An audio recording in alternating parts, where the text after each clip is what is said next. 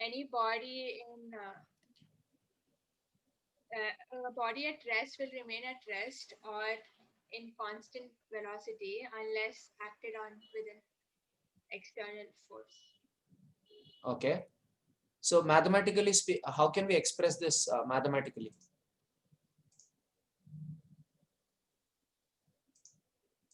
Anyone can answer. How do we express Newton's first law mathematically? A implies B form. A implies B. Come on, people, answer faster. The ones who give least answers today, I'm going to give nice punishment. We'll keep a counter. Shweta, you keep a counter of who's giving how many answers. What happened? Her face is so dull today. Even now she's dull.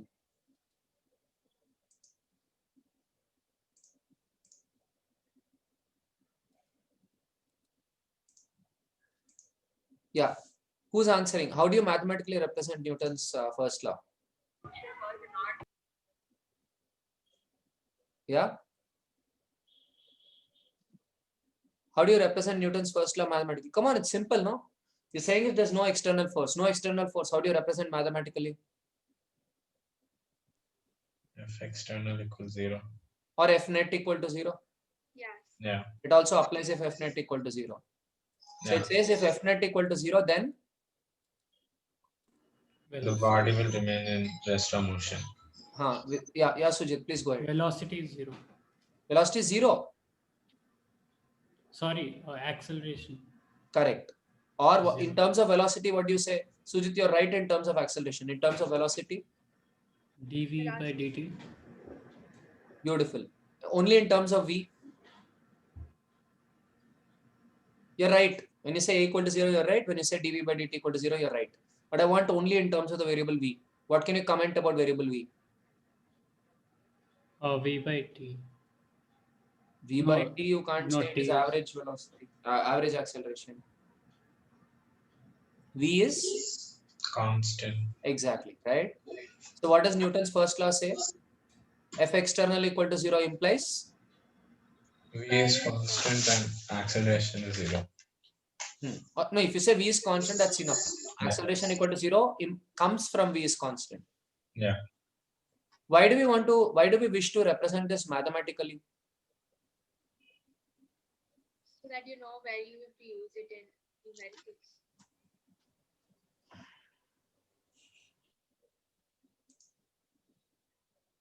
The session for 5th graders is already over. Yeah. So if you say F external is equal to 0, that implies that V is a constant, right? Is this more precise or is the English statement more precise? The mathematical representation. So one very important aspect of what we study in physics is how to capture everything mathematically, right? So Newton's first law as an equation, just to capture it as an equation, Newton's first law, what does it say? F net equals 0, velocity is constant. Yeah. F net equal to 0 implies V is constant with respect to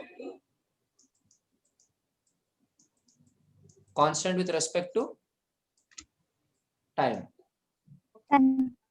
dv by dt equal to 0. This is Newton's first law. What does Newton's second law say? F is equal to m. In sentences, what does it mean?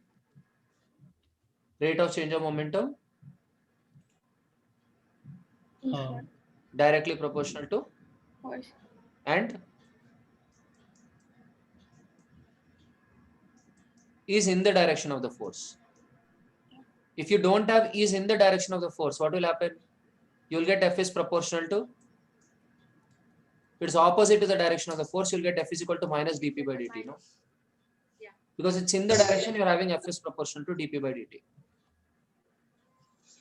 Okay.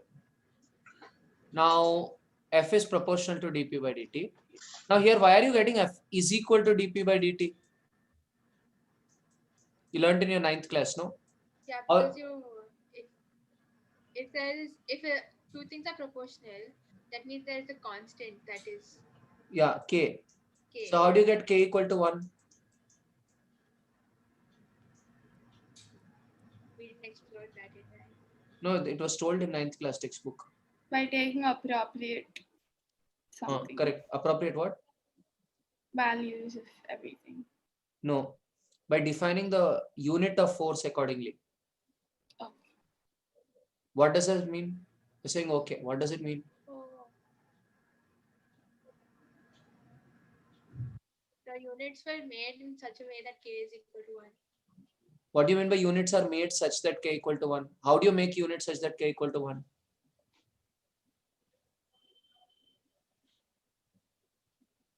It's SI unit. Sorry? It's the SI unit, no? So in SI unit. That is okay, but then your g also should be 1, no? Your gravitational constant g, your constant electrostatic forces ka constant k, they should all be 1, no? How is it that you're making k1 here and you're not able to make k1 there? I guess it, Because when you define gravitational force, by then are the units of force, meter and all already defined? Yes. Here is the unit of force already defined? No. From this equation only you're defining force. So because it's not already defined, you define it in a way that k becomes 1. For example, see, Krishna drinks a certain amount of juice every day. If the glass is already made, what will you do? You'll measure it as 2 glass, 1.5 glass, 3.5 glass and all. But if the glass is not already made, what do you do?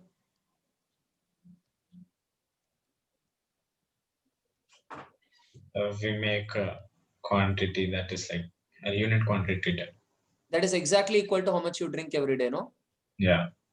So for force, the unit is not already made. So we take it in such a way that k becomes 1. Okay, that's an important concept. Then what does Newton's third law mean mathematically? So Newton's third law is every action has an equal and opposite reaction. Correct. So how do you represent that mathematically?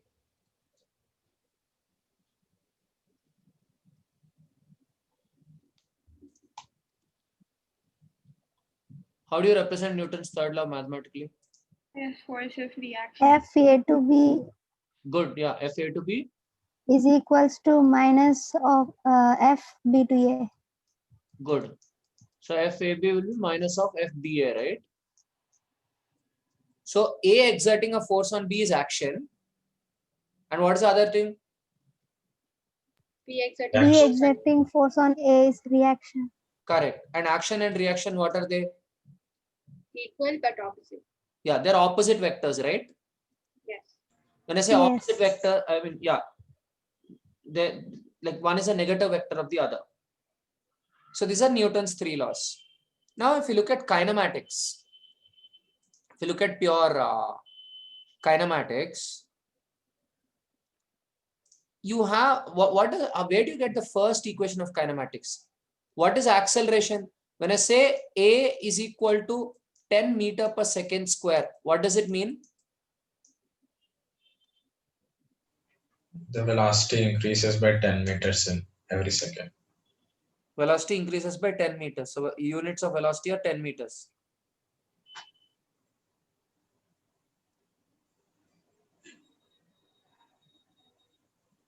The unit of velocity is 10 meter.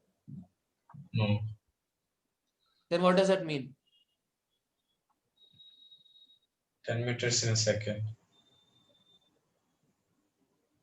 What is 10 meters in a second? Meter per second. Huh? Meter per second. 10 meters per second in 1 second. Yeah. Yeah. Which means for every 1 second, There's 10 meters per second change in increase in the velocity. velocity. That is the meaning of acceleration. So if you give t seconds, how much will be the increase in velocity? In t second. In 1 second, it is 10. In t seconds, 10 meters Yeah. per t square And by t square. no, see, 1 second, 10 meter per second will increase. For 5 seconds, how much will increase velocity? T. What? 50. 50. So for 1 second, it is A. For t seconds, it will be 80. 80. 80. 80 is the increase in velocity. But what is the increase in velocity in terms of V and U? V minus U. V minus U. V is your final velocity, U is your, Initial velocity. okay. It's like you started your bike. Sujit comes and looks at your initial speed. Then Arushi comes and, how bolta, with fly camera they'll see, okay. With fly camera, they'll see your speedometer reading. So initially Sujit will send his drone and see the velocity, that is U. Then Arushi will come and see the velocity in the speedometer, that is V. V. So Arushi's reading minus Sujit's reading will be equal to Increase in velocity. the acceleration of it, yeah, increase in velocity, which is, or rather change in velocity. It could be increase, it Yeah. could be decrease also. Yeah. Change in velocity, which will be equal to the acceleration into time. Why are you saying change in velocity is equal to acceleration into time? Because acceleration is defined as the increase in velocity per second. Yeah. What are the conditions under which this equation is valid? Pranavi, Rishi are all silent. Shweta is also silent. What is the condition under which this equation is valid? When acceleration is constant. Okay, good. That's one condition. The other condition? That is one condition. Ninth class, there were two conditions for the three equations. One condition is acceleration is constant. The other condition?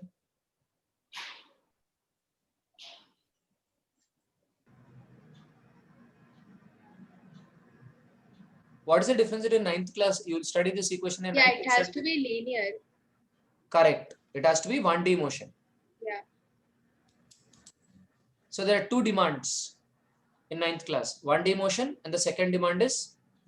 Acceleration is Constant constant. acceleration. So can I relax now that you guys have already finished your 10th, right? Can we relax that 1D motion wala condition?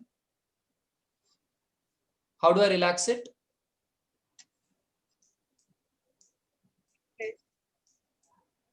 Adding vectors. So now we have only one demand, which is that one demand. Acceleration is constant. Acceleration is a constant vector. Yeah. With respect to time. Yeah. Okay. So this is the first one. We're getting this because it's of uniform acceleration.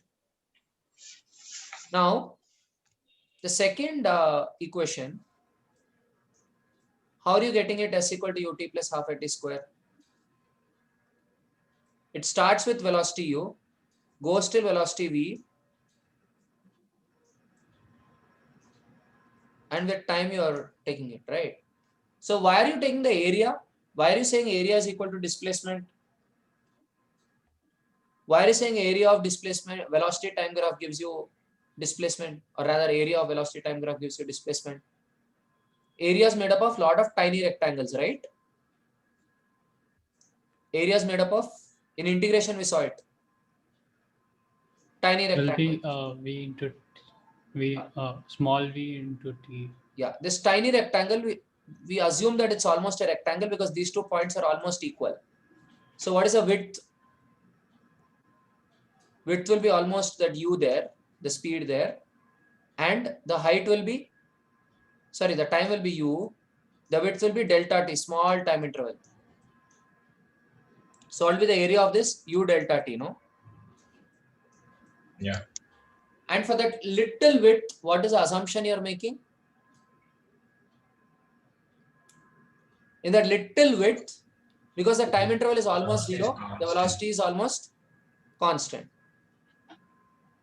So you are getting the tiny displacement in that tiny time interval, u delta t. Finally, what do? You combine all the u Tiny delta t. displacement. Strips. Yeah, and that is what is integration, no? Why do I want a little strip? Because within that little strip, what is the comfort I get? Constant. Take acceleration The constant. change is really small. Acceleration constant or velocity constant? You take velocity constant. That is why you are saying that you're saying that the velocity is almost constant. If it was significant, you have to look at this v and u. But because the time interval is almost zero, you're saying these two fellow, this is almost zero. So these two fellows are almost same. So you're saying it's as good as this rectangle with u and delta t. So if you take area of all these little pieces, that area is nothing but integration. So if I take area of all the little pieces, I'm doing integration. So integration is like chota slicing. With a little slicing, when I add all the slices, within each slice I can take multiplication. What did I tell you? When we use calculus, see, the whole idea of calculus is just in two pieces of wisdom. The whole idea of calculus is in two pieces of wisdom. Piece number one, when a velocity is constant, I can use multiplication and say v into t is my displacement, right? Why can I use that logic? When velocity is constant, what does it mean? Every second it will cover 10 meters. That is what is the meaning of 10 meters per second. If I say 50 kilometers per hour, what does it mean? Every hour you will cover 50 kilometers. But this logic will be true only on the highway. Won't be true in the city. Correct? So uniform motion is heaven, no? Because you can do fifth class maths. Fifth class maths is applicable. So the first principle of calculus is if something is uniform, some speed is uniform, I can multiply speed with time to get displacement. I can get distance by multiplying speed with time if it is uniform. But that is a good news. But what is the bad news? If it's not uniform. In real life, most cases, it's never uniform. Yeah. So what do? We make time intervals very, very Small. Small. So even if unless you're a Rajnikant, you can't change your speed in that small time interval. So it's a realistic assumption that velocity will not change in the time interval. Small time interval. So we are using multiplication. We know that if it is uniform, we can use multiplication for speed and time. But even though it is not uniform, we're still doing multiplication. How? By taking a small interval where it's constant. Exactly. That is what is integration. Period. Not just velocity and time. Anywhere. I mean, let's say you're taking flux, integral B dot ds, magnetic field and area. So there also you're taking tiny slice so that the variation is not much and you're multiplying. B delta A, B delta A, B delta A, add all of them. That is integration. Integration is a special kind of multiplication. Right? And then what is the other simple principle of calculus? I give you position and I give you time and I ask you to calculate the speed. So there again, you could change your speed every second. But what do? I take delta t to be very small. So I take distance by time. So differentiation is a kind of integration is a kind of multiplication. Differentiation is a kind of division.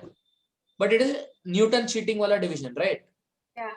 What do I mean by Newton cheating wala division? The delta t is Not 0, but we consider it to be 0 because of how small it is. exactly right. Infinitesimal. That's what we call infinitesimal. Not 0, but 0. Yeah. It's like that Narasimha Swami story you hear, no? He's not human, he's not lion. He's not killing in the morning, he's not killing in the evening. He's not killing in the morning, not killing in the night. Kills at sunset. He's not killing inside, he's not killing outside. Where does he kill? The dawn. Sure. You heard that story. Yeah. Not inside, not outside. Not in the morning, not in the night. Not human, not animal. Right? So that's interesting. And now we have something called fuzzy logic, if you've heard of it. Your washing machines pe upar fuzzy logic will be written, right? There are some washing machines which are based on fuzzy logic. Fuzzy logic is a branch of logic which deals with logic in between true and false. Some of your lifts are also based on fuzzy logic, the lifts which go smooth. Okay. So anyway, infinitesimal is not 0 and it's not significant also. So almost 0. So in some places we'll treat it as 0, some places we'll not treat it as 0. That's the central idea of limits. So your basic wisdom is in knowing where to treat it as 0 and where not to treat it as 0. That's the world of estimation and approximation for you. And in physics, estimation and approximation, where to approximate it, where it is significant, where it is not significant, that judgment is important. Are you getting my point? Because you'll see a lot of derivations where you say this can be ignored, but some places you'll ignore and you'll get a wrong answer. So whenever you're doing such problems, leave a footnote. Why have you ignored it? How have you arrived that it is not significant? Is it significant or is it not significant? The judgment is important. Pranavi, what did you understand from the statement?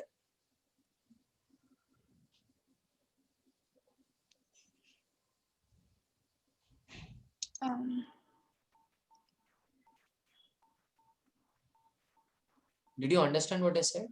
Yes, I wasn't there for the last 2 minutes. I just came. I went. Switch on your video. All of you switch on your videos. Yeah. Can someone repeat it for her? And she will write it 2 times and send it on the group. Yeah. So basically, we are supposed to judge where we have to take infinite decimal as 0 or not 0, and we can try to footnote. It's not just for infinitesimal. See, something like this. Pranavi, let's say somebody has to give you 1,000 rupees and 1 rupee. Will you be happy to round it off to 1,000? Let's say they don't have change. Will you be happy to round it off to 1,000 and take 1,000 rupees? Yeah, yes. Okay. They have to give you 1,400 rupees. Will you be happy to round it off to 1,000 and take 1,000? No, Why? because 1,400, there's a lot of difference between 1,400 and 1,000 compared to 1,000 and So you're saying 400 is significant, but 1 is not significant.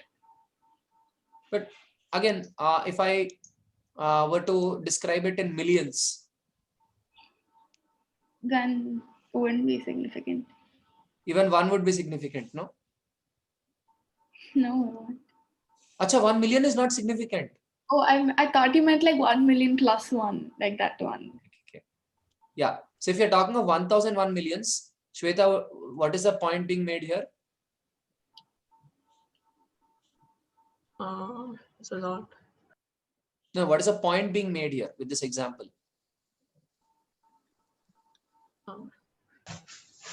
That before you write off something, At the context of how much it is. yeah, you check whether it is significant or not. Yeah. So sometimes you make an approximation. No, you say this can be approximated to a cylinder. This can be approximated to a cube. Like here we are approximating a trapezium to be a rectangle. Means what are you writing off? Which piece are you writing off? The triangle. The triangle on top, correct? Yeah. Yeah. You're writing off the triangle on top. So what's the question to ask over there? Whether it's significant or not. And how does this help you? From a calculation point of view, how does it help you in physics? I mean, do you find yourself messing up some problems because you made one approximation and the approximation which your teacher told you is very different from what you took? Yes. Yeah. In which chapter? Usually in like measurements or And light waves. Okay. So in gravitation, you will see that. Yeah. In rotational mechanics, you will see that. Center of mass, you will see that. Because in physics, we use a lot of approximations. Why? Nature is not very kind to us. Yeah, Krishna, go ahead. To make things simple, I guess. Yeah, because nature is not kind to us. That's what I told you, no? Unfortunately, we assume a cow to be a spear and solve the problem. yeah, like previous physics class, we checked our answers with the HMM answers, and all of them were not same because of the difference in approximation we took. No, we would have still got the same answer if Yes, it was 9.8. But there are cases where, see, here I was lazy. I didn't want to multiply with 9.8. I took 10. But if I took 9.8 and if I actually did calculation for 30 seconds extra, I would have got the answer. But there are cases where we get the logic itself wrong. Our logic was right. Only calculation was a problem. But there'll be problems where your logic itself gets flawed. Because you may have treated it to be insignificant, but in reality, it could have been significant. See, when you take areas, no, one place where the area becomes insignificant, please pay attention and maybe write it down. If you take if you have a rectangle with length being a differential element and breadth being a differential element, will the area be significant? No. It's a double order 0. Yeah. But if the length is an infinitesimal and the breadth is a constant, what kind of an infinitesimal is it? Say length is 5, breadth is dx. What is the area? 5 dx. Okay. Will you consider the dx or will you ignore this and say it is 0? We'll ignore it. No, after integration, the dx will matter. Okay. But let us say you get a piece like this piece where this is equal to du and this equal to dt.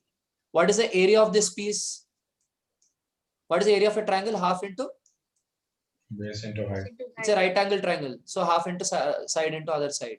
So half du dt. Even after integration, will it be significant?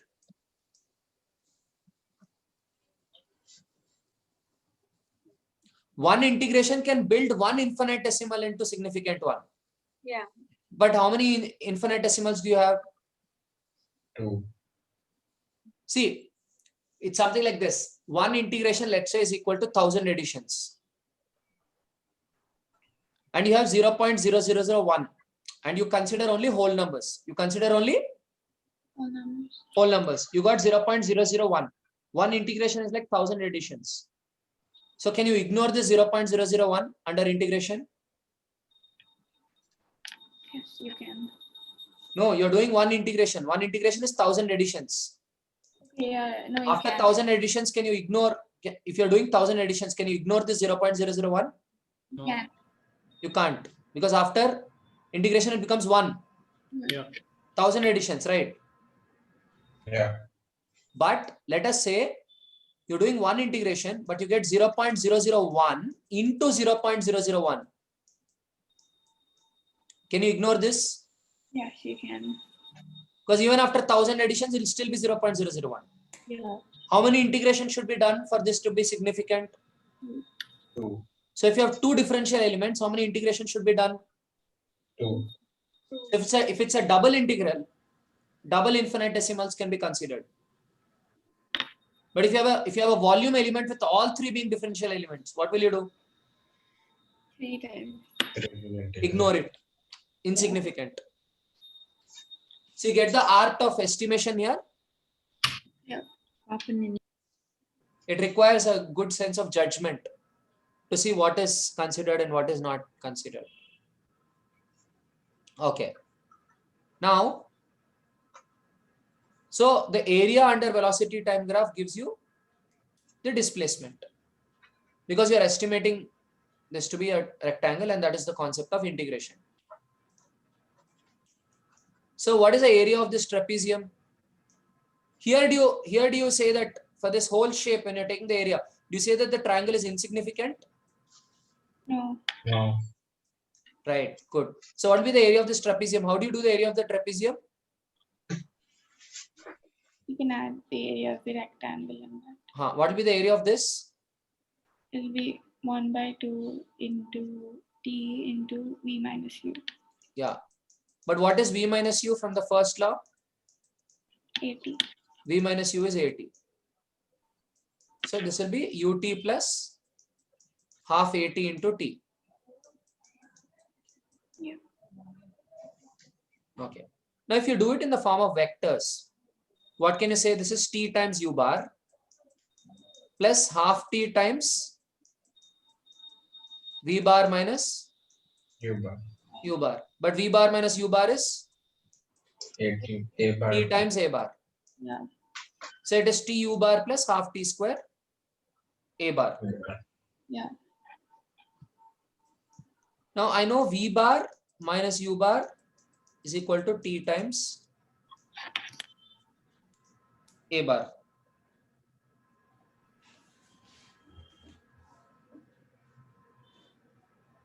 So what is the magnitude of T? T will be equal to mod of V minus U by A, no?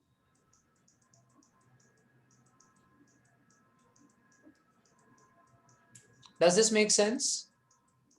Yeah. So what did I get in the second equation? S bar is equal to T times U bar plus half V T bar square. minus U bar into T, or rather T by 2 into V bar minus U bar. Can I write this as T common into U bar plus V bar minus U bar by 2? What am I trying to do here? I'm basically trying to get rid of V minus U. Minus. get rid of T. That is how you get the third equation, no? Yeah. Oh, yeah. Now, I want to get rid of T. But what is T? Mod of V minus U by mod A. So what if I take dot product with A on both sides? A dot S is equal to T times U bar dot A bar plus T by 2 into A bar dot V bar minus U bar. But V bar minus U bar is 80. 80. So that will be mod A square, no? Yeah. Sir, can you explain the second step where you wrote displacement equal to? Displacement is T U bar plus T by 2 into V minus U, no? Area of the rectangle. Oh, okay. So here I just took T common. If I take T common, what are you getting? Sorry. If you take T common, you're getting S bar is equal to T times U bar plus V minus U by 2, no? That is V bar plus U bar by 2. So you're getting 2S bar is equal to T times V bar plus U bar. But what is A bar? Sorry. A bar is T into V minus U by By T. T A bar is equal to this. Yeah. Now if I take dot products, I take dot product of both the vectors. So can I say 2T into S bar dot A bar will be equal to T into V bar plus U bar dot V bar. So what will happen to V bar plus U bar dot V bar minus U bar? You can take the distributive property of dot product. Dot product has distributive property. So that becomes T into V dot V minus U dot U is equal to 2T into A dot S.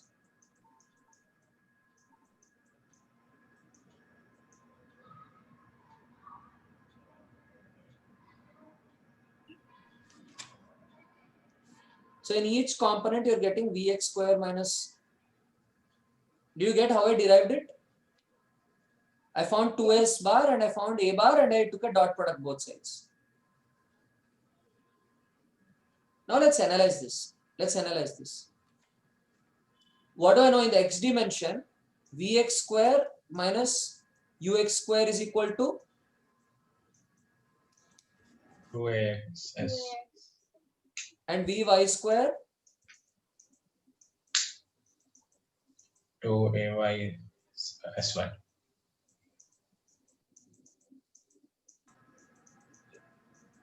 If I add all of them, what will I get? What is Vx square plus Vy square plus Vz square?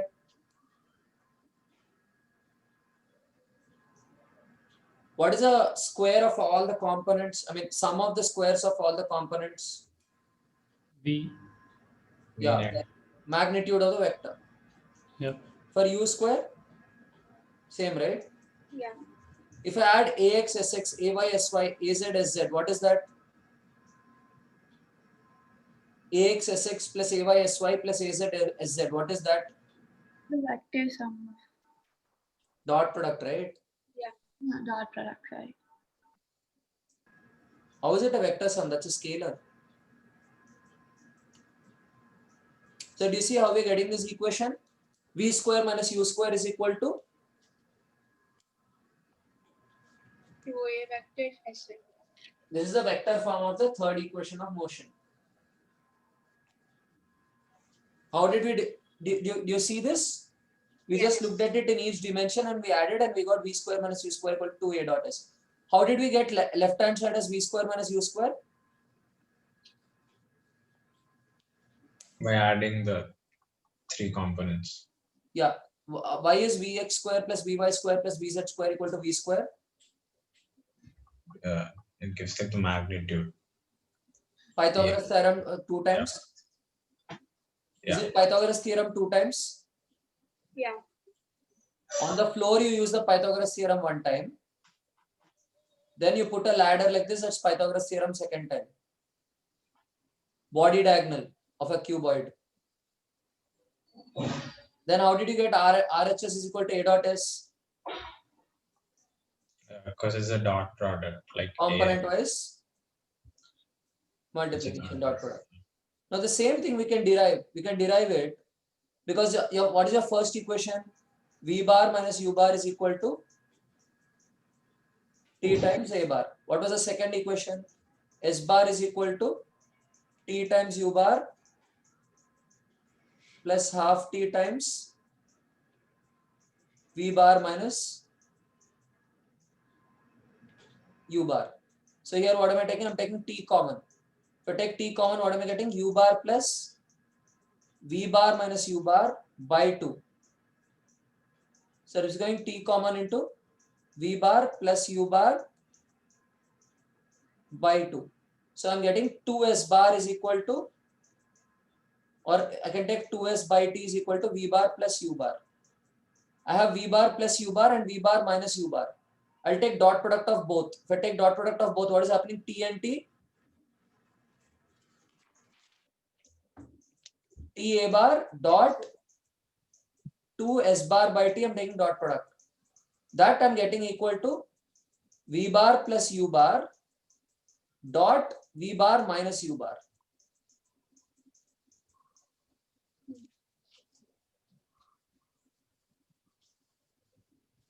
Can someone explain this working to me? Yes. Yeah, Rishi, please go ahead. Yeah, so what we did, we took the second equation of motion, which is, and then what we're trying to do is we're trying to eliminate T, because the third equation of motion does not have T. Okay. Yeah. Yeah. How did we get the first equation? First equation of motion, or the first equation here. Yeah, this first equation of motion, V bar, both the same, no? Here also first equation is first equation of motion. Oh, yeah. We got it from V minus U equals 8. Yeah, we got it by saying change in velocity is equal to, Acceleration into the time. yeah, scalar multiples of acceleration vector will give you the change in velocity vector. Yes. Yes. How did we get the second one?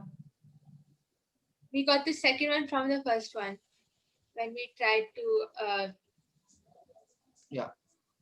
Volume. No, second one we didn't get from the first one. Finding area The Oh, displacement yeah. is the area. area of the trapezium. trapezium.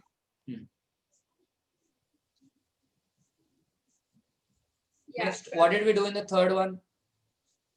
We tried to take a dot product so that we knock off. Time. Why did we take T common? So that you can put transfer T to the other side, and then you have 2S bar by T, and then 2S bar by T will get cancelled with the other T. So 2S bar by T gets cancelled by the other T. So you get V bar plus U bar and V bar minus U bar. Okay. So TT cancel, you'll get 2 A bar dot S bar equal to, here what will happen, V bar dot V bar will survive, V bar dot U bar and minus of V bar dot U bar will get cancelled. So you'll get V square minus U square. Why did I make you do this derivation? So you don't not, so you're reminded of it and you don't forget. No, you Because you don't even can- have this equation, no? Do you have this equation? 2 A bar dot S bar is equal to V square minus U square. No. But you should be able to see it in vector form. It's useful in problem solving. How many different concepts are you revising while doing this derivation? Vectors, kinematics. Dot product, Yeah. component addition. See, all those people will tell you scientific temperament, you should know reason, you should know reason. That is chutku reason. Real reason why we do derivations is derivations revise all our basic operations. The basic calculus of operations, we call it calculus of operations, basic steps. How to carry out the basic steps. Does that need practice? To understand how to make basic steps, and do derivations give you a lot of practice of basic steps? Yeah. So it's very important to do derivations because they give you that logical steps ka practice. Make sense? This is why I make you do derivations. Even though I know you people don't pay attention. But please make sure you pay attention to derivations and you try this again on your own. Because it revises all your concepts of vectors. Okay? And because once you know to play with vectors, now your 12th class physics is a cakewalk. You should know vectors, you should know integration, you should know cross product, dot product. Right? Am I right, Pranavi? Yeah, I guess it depends. Depends, huh? Yeah. What depends? You're using only these operations, no? Flux, cross product, vectors, differentiation, integration. What else is coming? Okay. Once you know calculus and once you know vectors, whole chapter is just one pocket notebook size. Yeah. You hardly have 4 or 5 equations. But people get scared of physics because they do not understand equations. So if you're a smart fellow, what do? Spend all your time and energy on? Derivations. Questions. Calculus. Yeah, calculus and vectors. Because once you're perfect with this, all those equations are a cakewalk. Okay, for the 12th graders in the next class on Thursday, I will, or maybe even for 11th graders, I'll do that. What is flux? What is cross product? We will spend some time discussing it. If time permits today itself, otherwise on Thursday. Because we need to have an intuitive understanding of flux. Because when I give you a flux equation, you should not get scared. Like if I give you a plus b whole square, do you get scared? A plus b whole power 4. No. A plus b whole power 10.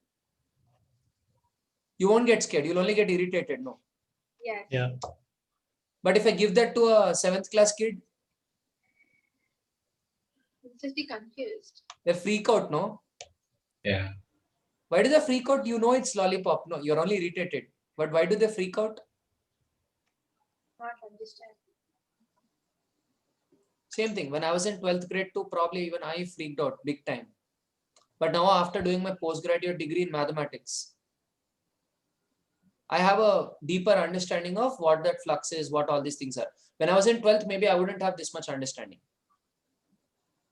But I don't want you to wait another 6 years after which you'll get that understanding. I'm trying to make sure you get it right now. Because then you'll be more confident about your problem solving. Trying to give all that 5 years of learning in a capsule to you. So you get only what is required, right? I mean, later on, you can definitely read the other things too. Okay. So I hope we are clear with the vector equations and Newton's 3 laws, we are clear, right? So now when we know vector equations and we know Newton's 3 laws, what becomes important? Free body diagram. Why does free body diagram become important? Because if you, Visualization of the system. Sorry, yeah, Pranavi, please go ahead. because if you know that one diagram, you can solve any problem. Okay. related. So what do you do in a free body diagram? You make a note of all the forces acting on it. Along with the direction. Yeah, along with The the force direction. vectors are written down. Great. So then what do you do? How do you execute? Once you have a free body diagram, what's the next step of execution? You apply which law of Newton? First law. Second law. Both.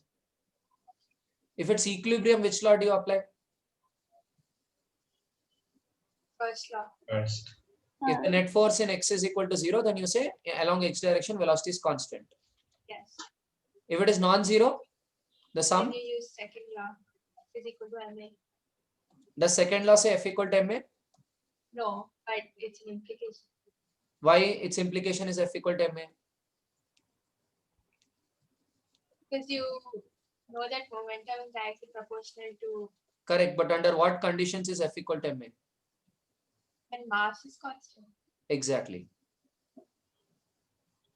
This is my favorite question. Is F always equal to ma? Everyone says yes. See, boundary conditions, knowing boundary conditions is very important. Under what conditions is this true? Because in science, no equation or no fact is true everywhere. In science, in general, any subject, only for Babas, their knowledge is valid everywhere. Okay. But any rational kind of pursuit of knowledge, be it science or psychology or any discipline, knowledge is within boundaries. Anything is applicable only within a boundary. For example, you have freedom of expression. Is it valid everywhere? No. Go to Saudi Arabia. Right? So it's only within Indian territory, no? Or wherever, whichever country follows it. So, and if you step out of Hyderabad, then again, you go to Maharashtra. The rules here, the rules there are not all same. Yeah. State to state, some rules change. So just like that in physics also, every rule has certain conditions. Only in that boundaries, the rule is true. So F equal to ma is true only when? Mass is constant. And see look, I'll tell you from 2 points of view. One, as a student who's trying to understand nature, which should be the primary purpose why you're learning, no? Not for JE, right?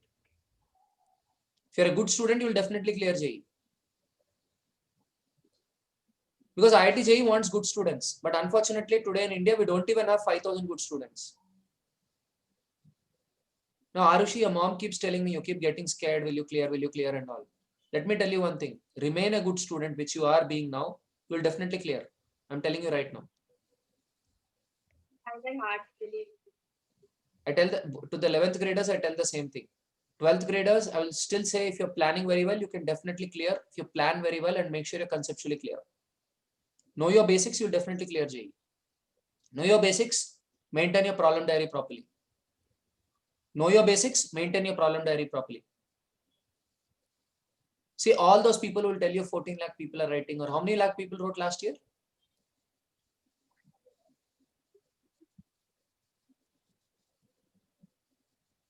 What Arushi is Googling. Yeah. I think 16 or something. 16, okay. 16 lakh people wrote last year and all they're telling, 16 lakh donkeys are writing. Does it make any difference? Wait, JE Main 2020, not a lot of people wrote because of COVID, yeah. Okay, 9.3. Okay, fair enough. 5, 20, 50, 1 crore doesn't matter. Are you getting why I'm saying that? Half of them don't know F equal to ma also. I'm not kidding. Anybody who can pay 1,000 rupees applies and writes the exam. Does that make sense? Yeah. So the first thing get out of your head is there is no competition.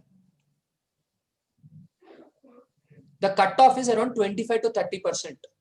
Last 2 years, they did not reveal the marks. But uske pehle they revealed the marks. The cutoff is usually around 25 to 30%.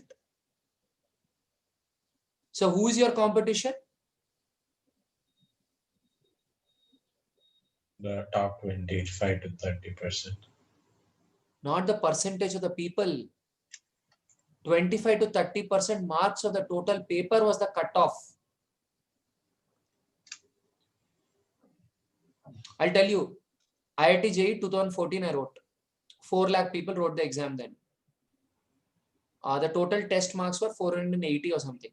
My score was 223. Calculate and tell me how much is the percentage. Wait, repeat that. 223 out of 486. Somewhere I think it was between 480. 40 to 50%. Correct, Yeah. but give me the accurate percentage.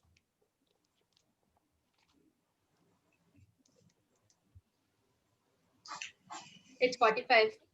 45%. My rank was 3754. New IITs, BTech mil jayega. I was getting BTech in new IITs. I mean, although I didn't want to go for BTech. Somebody who gets 50-55% rank will be below 1000 at that time. Right? And cutoff is 25 to 30%. Within 10,000, you'll get an IIT seat for sure. So what am I trying to tell you? There's no competition. But the paper is not easy. To get like 45 is not easy. Fair enough, but there's no competition is my point.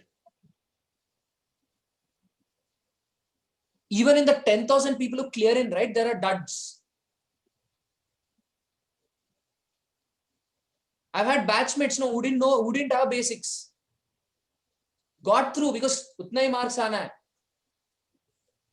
Narayana Chaitanya products. Right? So what I'm trying to tell you is get this out of your head ki I can't do it. Change the can I question to how do I.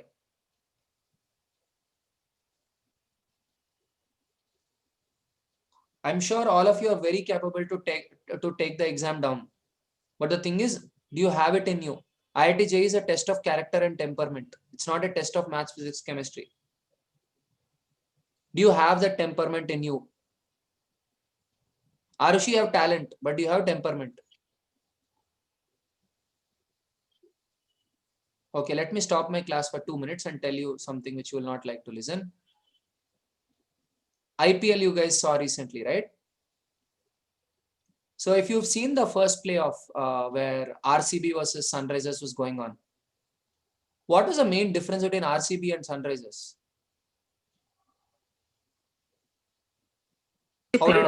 Yeah. I guess like I mean SRH had like crucial players at the end, and also it was like teamwork. They did both bowling as well as batting like really well. So Yeah, bowling was exceptional. If you put that aside, during batting, how were they able to win? I guess they had like few important partnership in between. You or one? One. And who were those two players? I think Jason Holder and West Indies captain and this New Zealand captain Kane Williamson. West Indies captain and New Zealand captain. Two highly experienced players. Yeah. And what do you know about Kane Williamson? His team they finished second in the World Cup in 2015. But he still lost to Australia. Sorry? Yeah, he lost to England and he smiled after the match. And then when he won the man of the tournament thing, and a lady went up to him and she told him that he was the thing. I mean, man of the tournament. He was surprised and he said me, and yeah, he's like very down to earth. Like very humble guy. Yeah. But more than that, see, 2 World Cups, he finished number 2. He's one of the coolest players in international cricket right now. So, what was the secret of Jason Holder and Kane Williamson? Under pressure, they were? Very. And what was Virat Kohli doing? Come on, boys. Come on, boys. Come on, boys. That's why Isala Cup naam de only for last 13 years. See, in a playoff match, which idiot will change so many players? New players will panic. Yeah. Team composure will change. Sunrisers lost Wriddhiman Saha, but what did they do? They kept Srivaths Goswami opening only. They didn't change the batting order because they didn't want new changes suddenly. So this is all about how to stay calm under pressure. So let me ask you a question. I think I've told you this at least 3 or 4 times. Many of the Fortune 500 companies, they prefer IITians, right? For recruitment. And many of the investors like funding IITians. Why such a huge craze over IITians? That job has nothing to do with maths and science, but why IITians? They have the capability of thinking in pressurized situation. To think logically in pressure situations. Many of the liberal arts students, no, they appear very stupid under pressure situations sometimes. Their logic goes for a toss. That has nothing to do with maths, physics, chemistry, or liberal arts or anything. It is to do with, are you getting into a competitive setup? I wish there was such a competitive exam for liberal arts and other disciplines also, which tests your character and temperament. And today companies look for more of temperament than anything else when they hire. So is JEE a great way for you to learn temperament? So Arushi, every time when you get self-doubt, what should you tell yourself? You're afraid to tell now only. What should you tell yourself when you have self-doubt?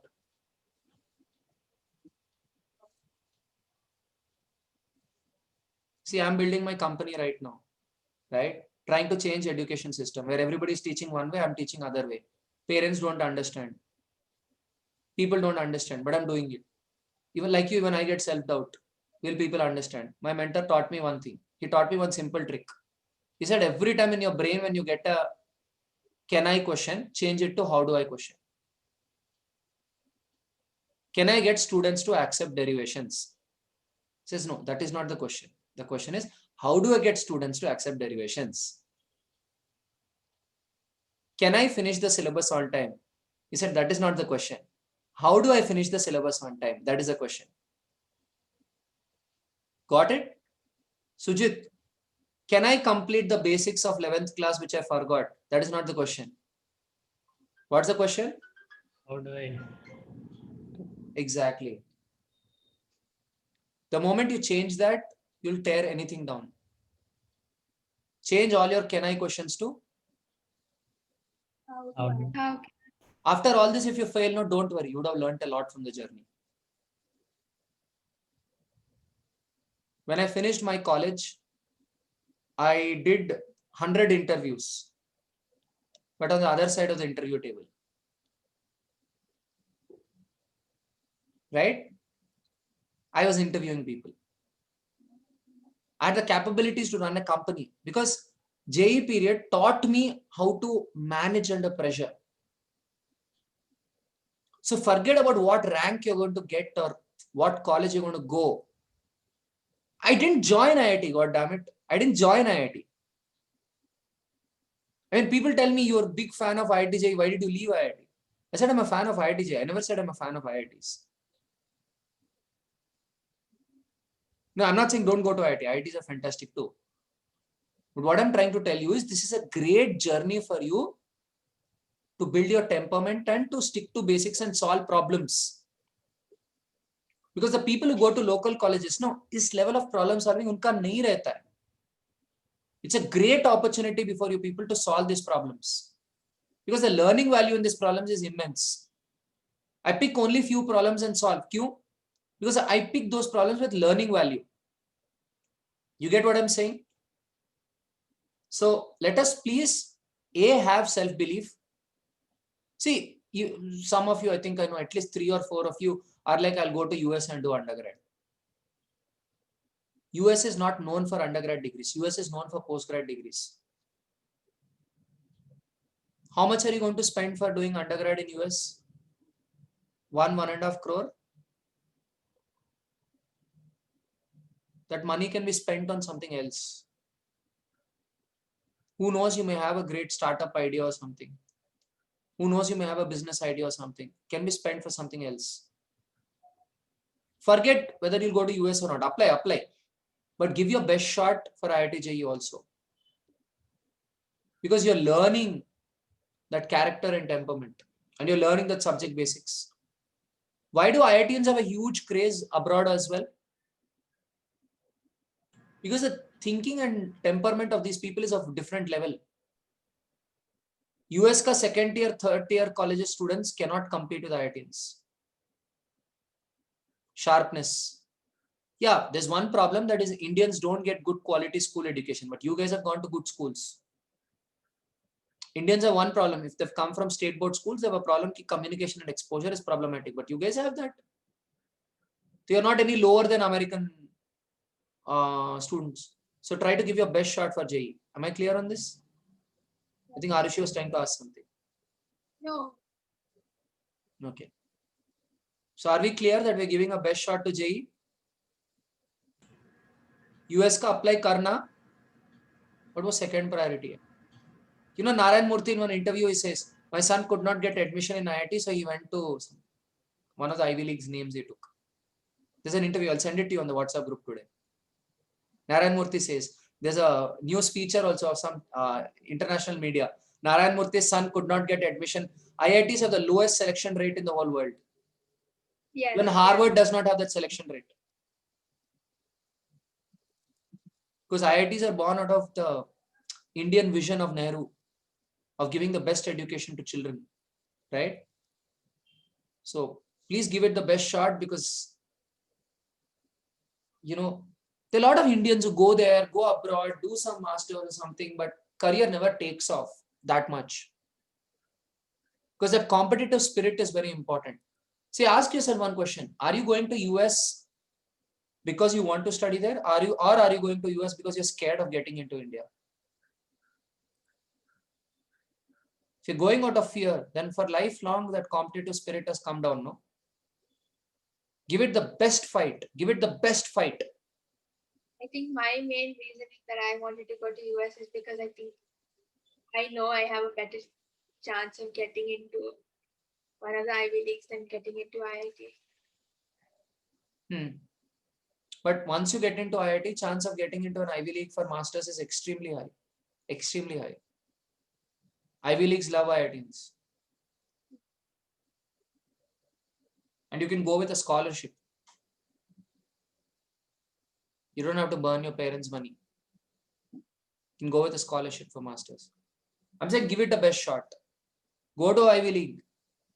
But give JEE the best shot, because your subject basics will be strong. SAT is a cakewalk, isn't it? Yeah. My first try, I got 1560. Exactly. It's a cakewalk. So give JEE a best shot. When GRE, GMAT, all of them are, the math is a cakewalk. Only the verbal could be a little challenging. A little. Okay. So now let's go to free body diagrams. So free body diagrams, what are we doing? We are saying that we will take the X component, we'll take the Y component, we'll take the Z component, and in each component, what are we saying? Fx net is equal to MA X bar. And we're saying Fy net is equal to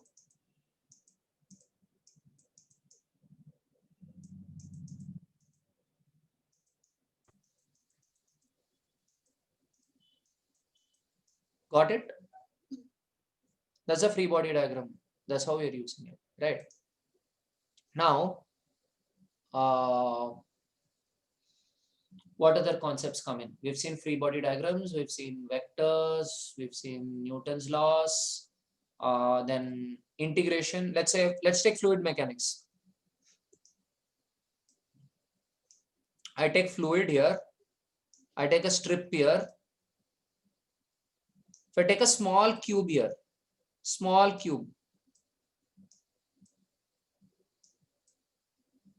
this height is dh, area is A. So what is the volume?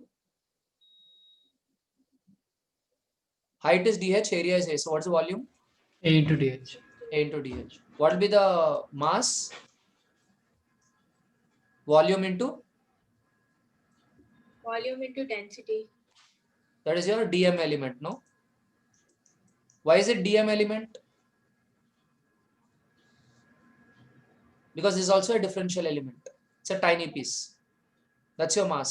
If I take the free body diagram, what do I know? Upper, what is the pressure on it? P into A, right? Yeah. Now, niche there's a pressure of again P into A, right? P2A, P1A. So, and there's a gravity mg downwards. But is it in equilibrium? Is a liquid falling down or is it in equilibrium? It's in So what can you say then? P2 minus P1 into A is equal to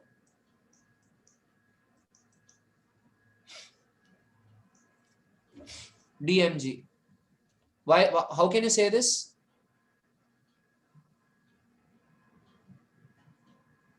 How can you say P2 minus P1 equal to into A equal to dmg? Just now we did free body diagrams, no? yeah. Net force. In the net force in the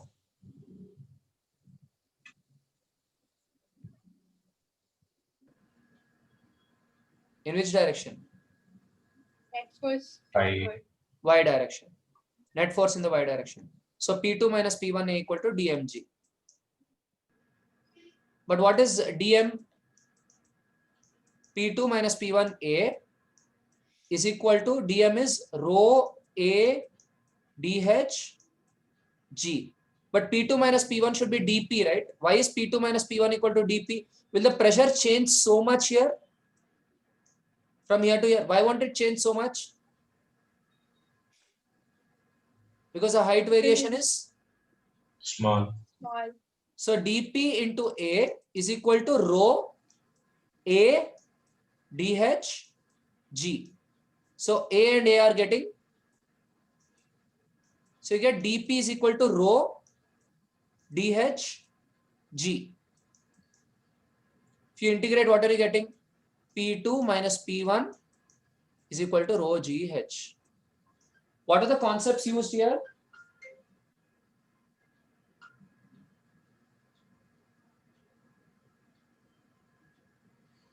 What are the concepts used here in this derivation? Density and Yeah, area. density, mass concept. Then Equilibrium. we use the fact that there's an equilibrium. And then we also took the assumption that P2 minus P1 is a differential element. Why did we say P2 minus P1 is a differential element? Because that's a really small change. Okay. Pressure. Now, all of you, please pay attention. Right now, I'm building a web app technology, right? We're building a web app through which you guys can solve quizzes in. By December 15th, at least you should be able to solve all your quizzes on an app of Deep Thought. So while we build a web app, we write all the assumptions there. We write assumptions. In the first phase, not more than 1,000 students will be using it. At one point of time, not more than 100 students will be using it. A quiz does not have more than 10 questions. A quiz has 4 options, more than one option, right? We write all the assumptions so that your software works within these assumptions. If you don't have the assumptions, you don't know for what you're making the software.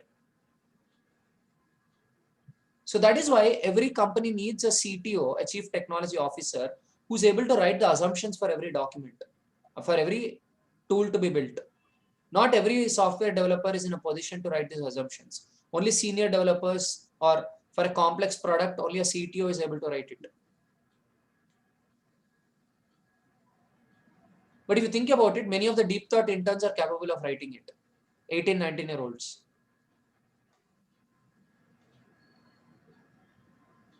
What is the point I'm trying to convey here?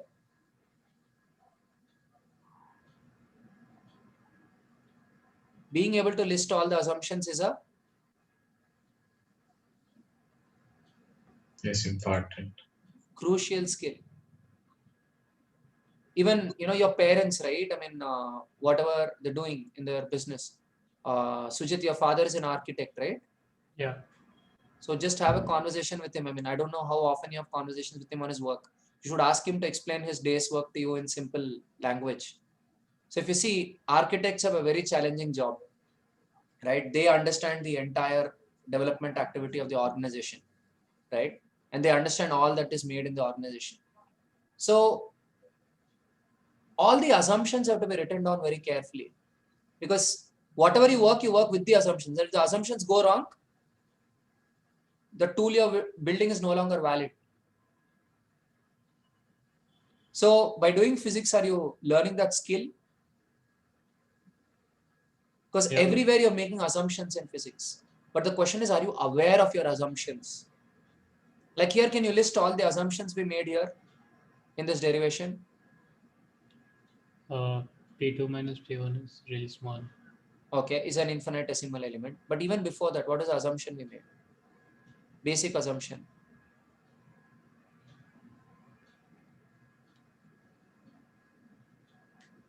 Does the liquid have a constant density? Yeah, we assume. The density can change with height, but the density cannot change with x and y.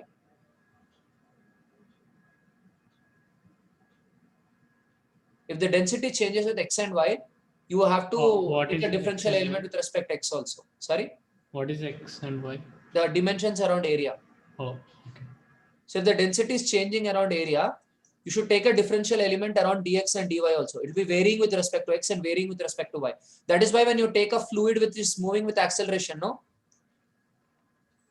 There your physics changes a bit, because with respect to x, there is a variation. So that's an assumption that there's no variation with x and y. There's only variation with h. What other assumptions have you made? It's a cuboid. Yeah. The pressure is again constant. The pressure is only depending on h. Density can max depend on h. Pressure is depending only on h.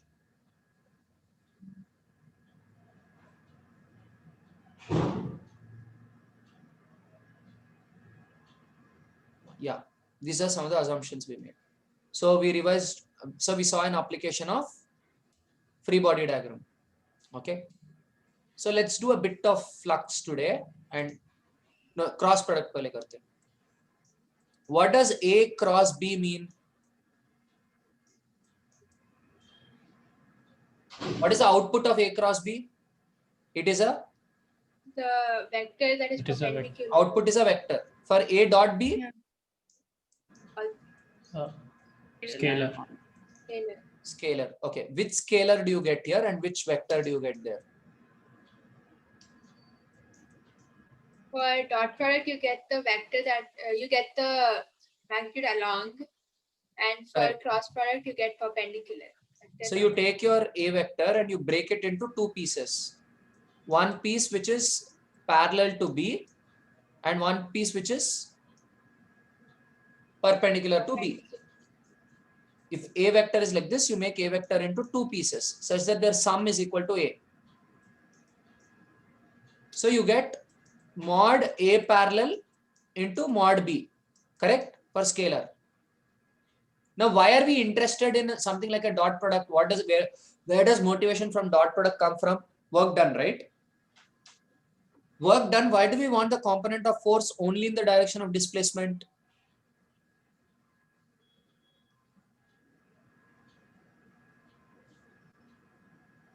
Why do we want the component of force only in the direction of displacement?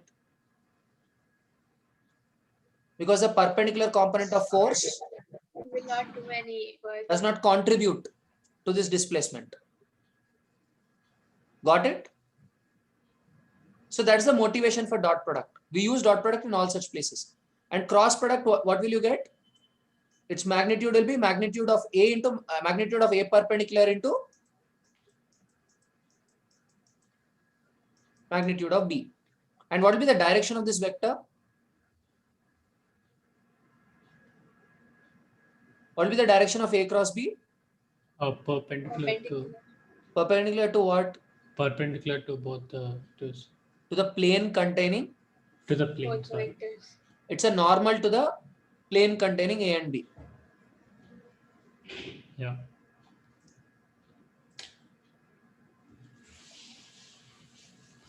Okay. So now let's see if we have 8 minutes, so we can still do flux.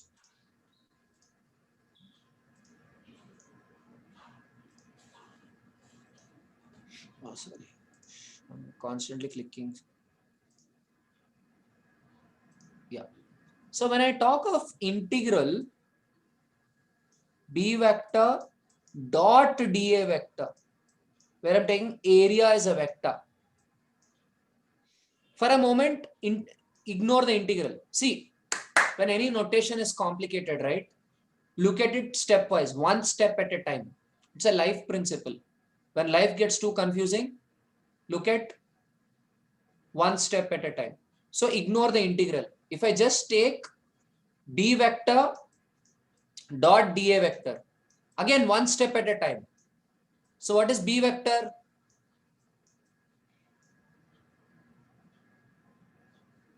Magnetic field vector. What is dA vector? Area.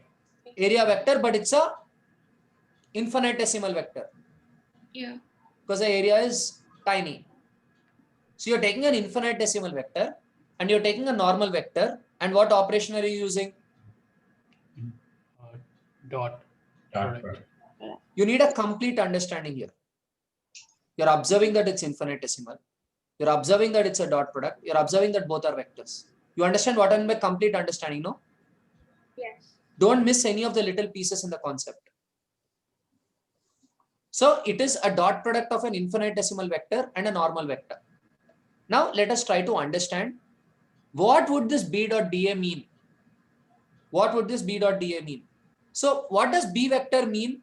The amount of magnetic field at a place. Yeah. So now if I multiply magnetic field with area, what am I getting?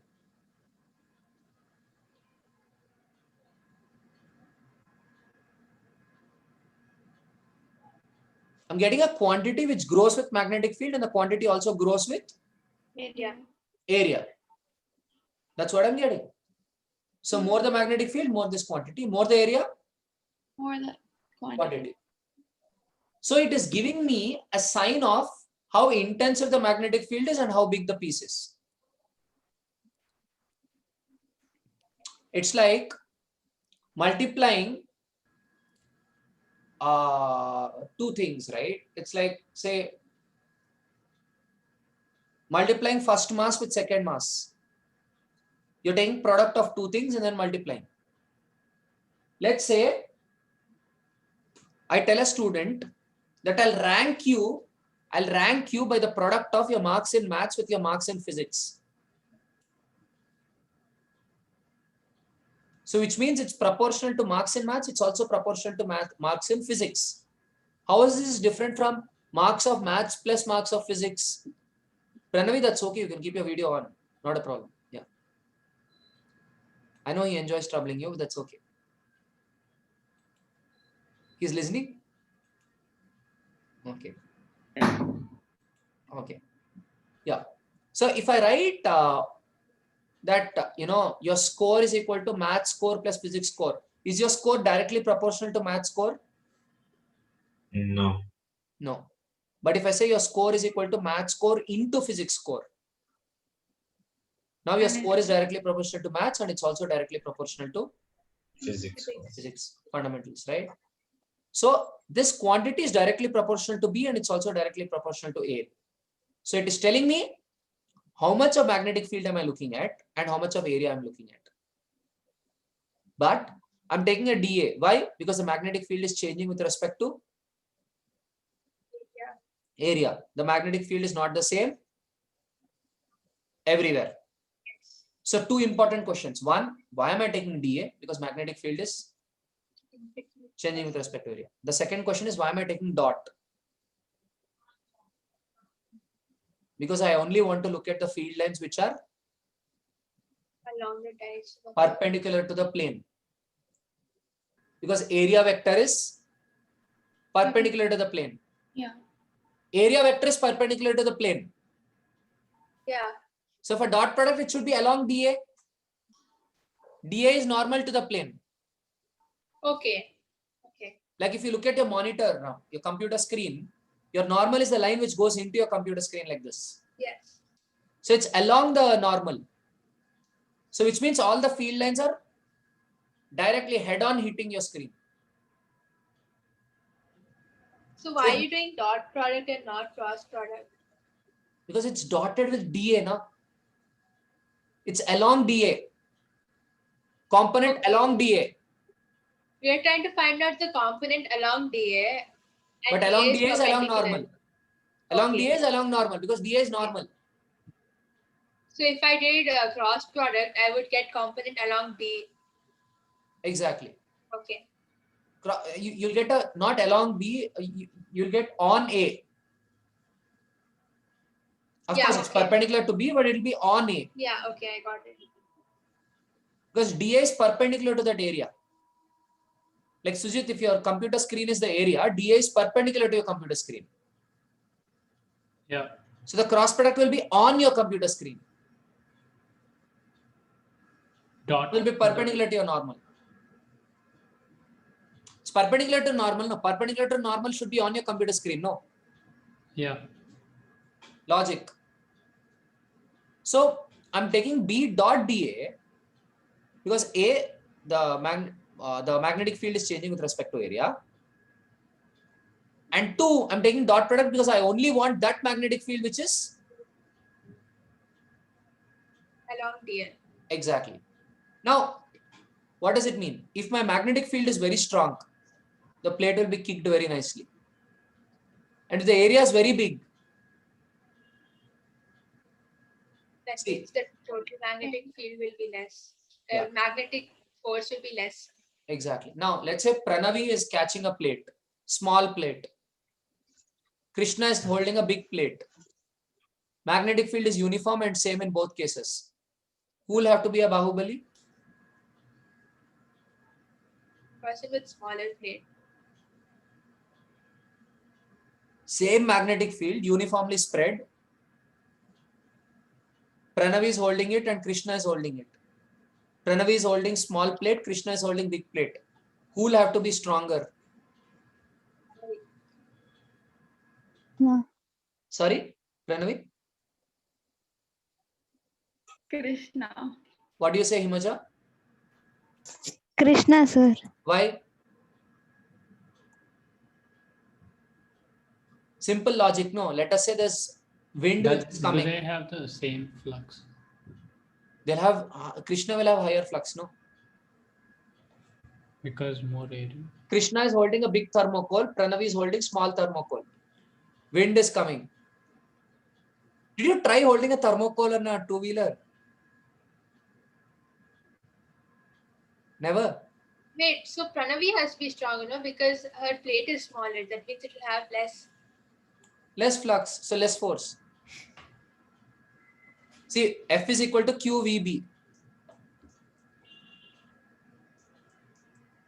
So who Velocity. should actually be stronger, Pranavi or Krishna? Krishna. There's more field hitting and more area it is hitting.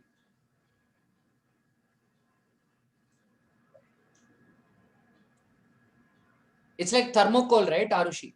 He's holding a bigger thermocol sheet. She's holding a smaller thermocol sheet. Yeah. So the flux is telling me how much of magnetic field is hitting and on how much area is it hitting. So the net impact it is telling me. Like for the thermocol, you're multiplying the pressure with the area. Yeah, So so the wind bigger is a pressure. Okay. Krishna will go to Himalayas and hold that thermocol. Pranavi will hold it in some valley. Pressure is more in the valley. Okay. So even though Pranavi is holding a small sheet, she may face more force Okay. because the pressure is more. So I'm multiplying both of them because I want to know the emergent property by multiplying both. When I multiply, I get something which factors in both this as well as this, which wants this to be more and which wants second one also to be more. It's like if your company wants more money, it wants more sales and it wants more money per sale also. Yeah. Number of goods sold into cost of each good.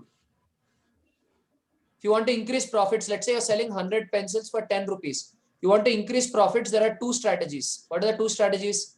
One strategy is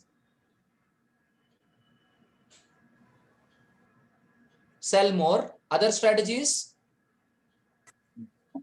Sell Increase for the more increase the price. price. That's what you're doing here. It's looking at the flux, it's looking at the magnetic field, and it's also looking at the area.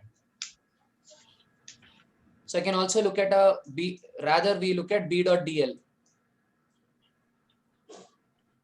Right? So this looks at how much field lines are hitting a length piece, not an area piece. So I can define various kinds of fluxes, which are either, this is called circulation, this is called flux. Circulation is along a perimeter, flux is along an area. But they are basically telling you on the loop what is the total, or on the area what is the total. The total impact is being told by this. So does this now give us a perspective of how to look at the equations in a textbook, Sujit? Yeah. How did I say we need to look at it? Take the equation and break it into Break it into parts. and analyze Yeah. each part. What does B bar mean? What does dA bar mean? Why a What dot does- product? Yeah. What does that integral mean? We are integrating because the magnetic field is different. Exactly. We want to add up all the little pieces. Okay. Okay. Now you all can go to breakout rooms and explain all the concepts. I mean, reflections of, what you learned today.